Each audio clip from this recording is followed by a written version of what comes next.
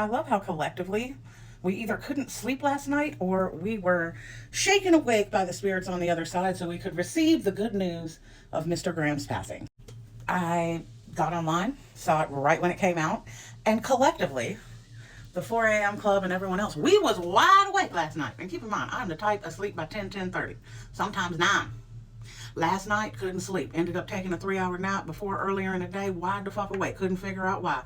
Just tooting, scooting around the house. Next thing I know, boom, drop, Graham gone. Went and confirmed it. Google hadn't even updated the death date yet. Had to do some research, figured out this man gone. And how about, we all up for a reason. So what did I do? I grabbed my juice box and I started celebrating. Now, my favorite comments that I keep getting in the videos is, I didn't like him, and I'm not a Republican, but I would never, never celebrate someone's death. Well, that's you, though. Me, on the other hand, I finna turn up. So, when Americans went overseas and we unalived bin Laden, none of y'all celebrated? All of y'all were like, well, I didn't like bin Laden, and I didn't like that he had to do anything with 9/11, but I don't celebrate people's deaths. Get the fuck out of here. Good people are allowed to celebrate when bad people die. And that person was a piece of shit. So, yeah. I'm going to be celebrating. We're going to cook out. I might even take my husband on a date tonight. But we're going to celebrate. Now, a lot of y'all are like, it comes in threes. It comes in threes. And we already know patient 4547 is on death's door. Like, we know that. You on the way out, homie. We all see it. You know it. You putting your final affairs in order, just like Mitch McConnell did. Okay, so now McConnell gone. He dead. Now Graham gone. He dead. And y'all like, patient 4547 is next. But don't forget that a major medical event has been predicted for RFK Jr. Don't forget that the cards always said that the removal happens before death. This does not mean that someone cannot use or will not use their free will to alter that path. Because keep in mind, there was always a warning of, watch the woman with the drinks. As if someone could be poisoned by drinks.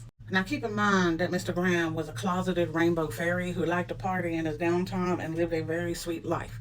So I did pull some cards because I was like, you know what, this shit ain't adding up. First of all, apparently it happened at 2 o'clock in the morning or after midnight, and someone called 911 and reported it. So who the fuck was at the house if he lived alone and was a bachelor? So I do what I do best, and I pulled some motherfucking cards. First of all, Mr. Graham was a very unhealed individual. He was not okay with being himself. He had taken different directions that he wasn't supposed to with his free will. And this was a tower moment. This was a tower moment that he faced. He made the decisions to get there. He chose how he was going to walk the final timeline out. Here we are. But the one thing that came up that was like, boom, in your face, the admin, world leader involved. World leader involved. Check it. Furthermore, it looks like he was with a loved one or a lover when all of this happened. And this person didn't know what to do. And now they're all fucked up about the death. They're like, oh, shit. He was over there blowing Pop's Tootsie Roll.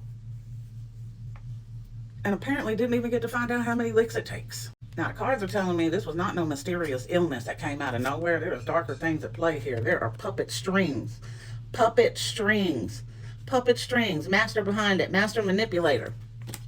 His cups were empty, and he was making choices in the world that they didn't like. And this helps someone's rhetoric.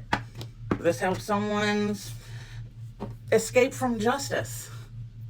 This helps the whole toxic ring go on. And while some may mourn him,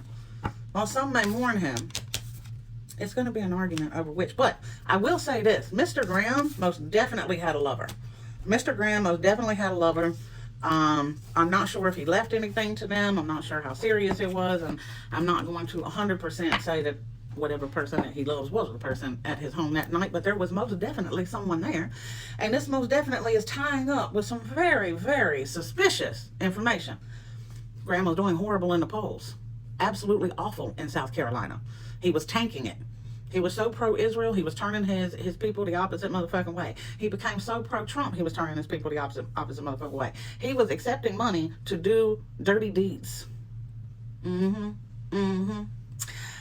he went to Ukraine to talk to them about some drones while furthering himself saying, I'm about to put some sanctions on Russia.